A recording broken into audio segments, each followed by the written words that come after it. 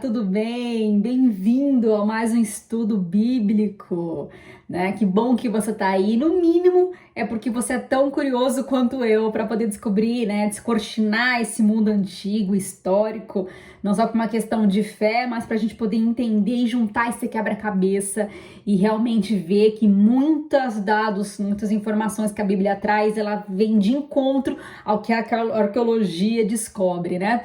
Bom, quando a gente fala de mundo antigo, não tem como não lembrar, não pensar no Egito, né? Esse país, né, tão ilustre, esse país que foi palco de muitos acontecimentos misteriosos e místicos, e que muitas vezes também foi palco de muitos eventos bíblicos. Então não tem como a gente passar batido por esse povo, né, pelo Egito.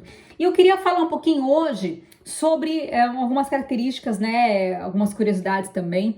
Primeiro, começando a falar sobre o primeiro rei do Egito, que foi chamado de Nemes ou Narmer. Não sei falar exatamente, tá, gente, como eles, mas é Narmer ou Nemes.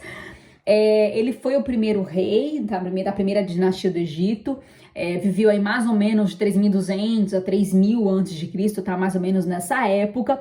E segundo alguns eruditos, alguns estudiosos, esse Nemes, ele é identificado como Misraim, ou Misraim. E Misraim, essa pessoa, esse nome significa, traduzido, ele é Egito. E ele foi o filho de Cã, que ele que fundou o Egito, né? Lembra que a gente viu nos 2 vídeos atrás que Noé teve 3 filhos, Sem, Cã, Jafé, e o Cã, ele fundou Egito, né? E outros países, né? O norte da África e também Canaã, tá? Então, indo por essa linha de que, de fato, o Nemes, ele se refere à mesma pessoa, que é o Misraim, ele foi, então, o neto de Noé. Se ele foi o neto de Noé, gente, presta muita atenção. Eu adoro pesquisar essas coisas, assim, sabe? Escafunchar. Eu fui tentar pegar algum registro, porque os egípcios tinham muito disso, né? Uma mumificação, ou de fazer aquelas estelas, né? Como é que se diz? Aquelas estátuas. Aí eu achei uma fotinho dele. Dá uma olhadinha nessa foto. Dá um pause e dá um zoom.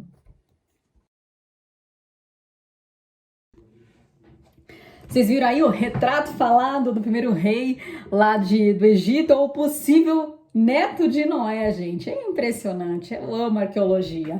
Bom, vamos lá. Falando um pouquinho ainda, né, sobre o Nemes, ele foi o fundador da primeira barragem, gente. A primeira construção, a primeira barragem foi feita por ele, né, ele idealizou pelo menos. Por quê? Porque o Rio Nilo ele tinha as altas, né? Então ele inundava as regiões, então para não afetar as casas, invadir, ele criou a primeira barragem, olha que legal. E também, por conta disso, ele foi um rei que começou a introduzir a pompa, a ostentação, ele foi o pai da ostentação. Porque antigamente as pessoas elas tinham uma vida mais simples, ou eram agricultoras, não eram caçadoras, né? E ele era uma pessoa que começou a trazer isso, né? Começou a se preocupar com a obra arquitetônica, começou a se preocupar mais com ouro, né? A explorar mais. Então ele foi considerado aí um rei que começou a trazer essa ostentação para o Egito. E depois só cresceu isso aí, essa linha. Bom, a segunda dinastia, ela foi o período de 2800 a 2680, mais ou menos, tá? Começa pelo rei Boco, não vou falar sobre ele porque eu não achei nada interessante sobre ele. Mas vou falar sobre outra coisa que aconteceu mais ou menos na mesma época, na cidade vizinha, na região de Ur, que hoje é a região do Iraque. Lá eles tinham um cemitério, gente, de realeza, muito interessante isso aí. Tinha mais de 1.800 sepulturas nesse lugar, que foi descoberto isso, tá, para o arqueólogo. Depois eu passo as referências, tá o link aí, não esquece de olhar o link, tá, por favor.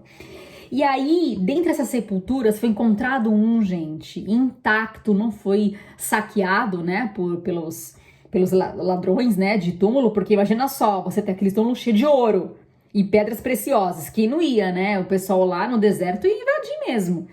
E aí, encontraram de uma rainha suméria chamada Puabi ou Shabad.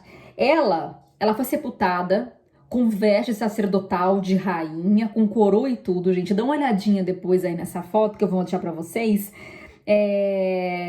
Ela foi vestida com roupas reais e todas as joias, tudo que pudesse imaginar.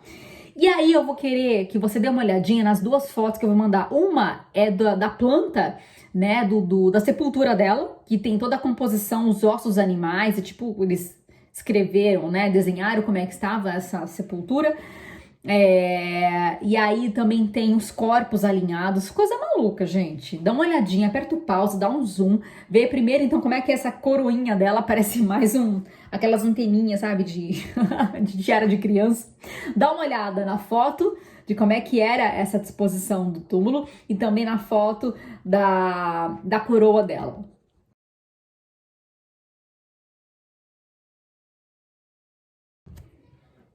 Vocês viram só que interessante? Então, com ela, olha só que louco, que tenebroso. Foi encontrado mais de 52 servos. Quando eles falam servos, eles falam até de animal. Gente, tinha ossada de leão, ossada de cavalo, todos com vestes reais, tá? Servos, todos os servos, tudo com corpos alinhados, tá? Então, assim, eles acreditavam nessa cultura, olha só que interessante, falando de Egito, agora falando da uma cidade vizinha, mas era uma cultura muito similar. Eles acreditavam que a realeza, quando partia para a morte, ela deveria levar tudo que era dela, os bens, né, e os servos, para que no mundo vindouro eles pudessem servir, ela pudesse levar isso com ela, né? Que mentira, né? Mas tudo bem. E aí, essas pessoas, esses servos, eles se sacrificaram. Olha que maluco o negócio. Tem ossada aí de jovens de 18 anos, 20 anos que foi encontrado, né? Depois dá uma olhadinha lá no link para pesquisar um pouco mais. Mas o Museu da Pensilvânia fez uma tomografia dos ossos. Eles viram que muitos corpos, né, tinham lesões na cabeça e foi encontrado também tipo uma lâmina, tipo de um martelo. Então as pessoas eram sacrificadas na base da marretada na cabeça. Gente, pensa isso. Eles fizeram isso, né? Isso era algo meio cultual, né? Eles tinham isso como uma premissa, né? De entregar a tua vida para servir o seu rei numa outra encarnação. Enfim, loucura, né? Mas tudo bem. Essa era a cultura da época. E aí, falando agora da terceira dinastia, né? Terceira dinastia, ela começa o início, eu ia falar isso, gente, que redundância, começa o início. Começa a construção das primeiras pirâmides, olha só que interessante. E isso foi feito pelo rei Zoser, tá? Que foi o segundo rei da terceira dinastia do Egito. Dá uma olhadinha aí a esfinge, né, vamos dizer assim, esfinge, não sei o nome que fala, me fugiu a mente, desse rei e também da primeira pirâmide que foi construída. Dá uma olhadinha.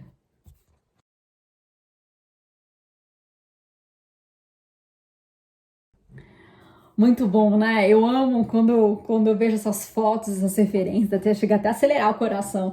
Eu me sinto assim, sabe, a Indiana Jones? Quem é da minha idade vai lembrar desse filme. Eu amava ele ele era arqueólogo, explorador, aventureiro, ele achava múmia, achava um monte de coisa. Ai, que loucura, gente. Eu me divirto, eu me sinto assim, quando eu mergulho na história. Bom, e aí, acelerando um pouquinho, quero falar sobre a quarta dinastia dos faraós, dando destaque para o Quéops, faraó Quéops. Ele fez uma das maiores, uma maior pirâmide, que é a pirâmide de Gizé, né? Ou Quéops, tá? Então até hoje tá lá no Egito, ela é gigantesca, foi considerada uma das 7 maravilhas do mundo antigo. Só a rampa dela levou mais ou menos uns 10 anos para ser construído, óbvio, claro, pela magnitude e outra pelo recurso limitado que eles tinham na época. Mesmo assim, né, isso aconteceu há 2.500 anos atrás, é muita coisa, muita evolução em arquitetura, né, diante dos recursos que eles tinham, né.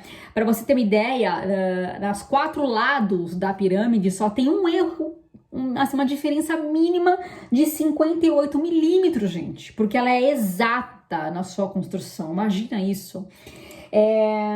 Ela tem mais ou menos uma estimativa de 5,9 milhões de toneladas, olha isso, 2,3 milhões de blocos, é uma loucura gigante. Também a Câmara do Rei, né, ela é toda revestida por granito, pedra de granito, pesadíssima. Cada pedra está em torno de 25 a 80 toneladas e foi trazida da cidade de, Assuã, a 800 quilômetros de distância. Imagina na época as pessoas que não tinham carro nem avião carregar umas pedras dessa tonelada puxando 800 quilômetros na areia, gente, deserto. Que loucura, que empreendimento maluco, né? Mas tá aí a grandeza até hoje. E aí, mas custou a vida de muitos escravos, né? Era um povo muito opresso, assim, trabalhava de dia, de noite, para conseguir construir isso. Bom, e lembrando a função das pirâmides, qual que era a ideia das pirâmides? Diferentemente dos zigurates, né, que foram construídos antes, eles tinham função de templo, né? Os zigurates, eles eram estruturas ligadas para conectar com Deus da cidade, cultuado pela cidade. No topo do zigurate havia o santuário do Deus que eles cultuavam. Já as pirâmides têm uma outra conotação. Seria para perpetuar a glória do faraó. Então, os túmulos eram simplesmente túmulos. Então, eles construíram aqui toda aquela grandeza arquitetônica para que o corpo dele fosse para lá. E aí, eu acabei de ler, né, um pouquinho anteriormente sobre o que aconteceu no cemitério de Ur. Então, já tinha uma cultura de perpetuar a glória após a morte, né? Então, assim como aconteceu na cidade vizinha, o achado, né, de reis serem mortos com seus servos também será muito comum no Egito. Então, dentro dessas pirâmides, tinham aí os corpos, não só dos faraós, como também de toda a sua família, dos seus servos e das suas riquezas. E, infelizmente, muitas foram saqueadas por ladrões, porque senão teriam muito mais evidência arqueológica. Então, por enquanto é só. Espero que tenha gostado. Se inscreva no canal.